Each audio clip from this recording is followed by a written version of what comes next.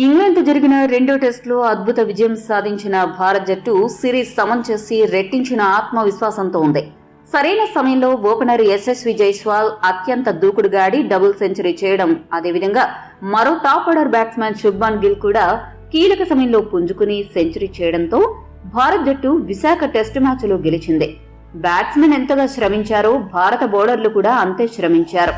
మరీ ముఖ్యంగా భారత ప్రధాన బౌలర్ జస్ప్రీత్ బుమ్రా మొదటి ఇన్నింగ్స్ లో 6 వికెట్లు, రెండో ఇన్నింగ్స్ లో 3 వికెట్లు పడగొట్టి ఇంగ్లాండ్ పతనాన్ని శాసించాడు.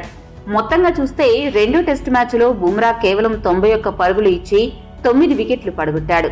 అతని ప్రదర్శనకు గాను ఈ మ్యాచ్ లో అతనికి player of the match award కూడా లభించింది. అంతా సజావుగా సాగుతుంది అనుకున్న సమయంలో మూడో టెస్టుకు భారత్ జట్టుకు ఒక షాక్ తగిలింది. వర్క్ లోడ్ కారణంగా మూడో టెస్టు మ్యాచ్ కు జస్ప్రీత్ బుమ్రా అందుబాటులో ఉండడం లేదని తెలిపింది జట్టు యాజమాన్యం.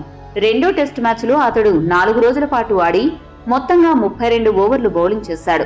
కాబట్టి మూడో టెస్టు మ్యాచ్ కు అతడు విశ్రాంతి తీసుకుని తిరిగి చివరి 2 టెస్టు మ్యాచ్లకు జట్టులోకి రానున్నాడు. అతని స్థానంలో మరో ఫాస్ట్ బౌలర్ మహమ్మద్ సిరాజ్ భారత బౌలింగ్ దళానికి నాయకత్వం వహిస్తాడు. మహమ్మద్ సిరాజ్ కూడా వర్క్ లోడ్ కారణంగా రెండో టెస్టు మ్యాచ్ లో జట్టుకు దూరంగా ఉన్న సంగతి తెలిసిందే. మూడో టెస్టులో ఫాస్ట్ బౌలింగ్ దళానికి సిరాజ్ నాయకత్వం వహించనున్నాడు.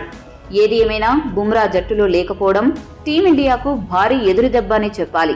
మరి బుమ్రా లేని లోటును ఎవరు పూడుస్తారో వేచి చూడాలి. ఈ వీడియో మీకు నచ్చితే లైక్, షేర్, కామెంట్ చేయండి. మరిన్ని స్పోర్ట్స్ అప్డేట్స్ కోసం మా ఛానల్ను సబ్స్క్రైబ్ చేసుకోండి.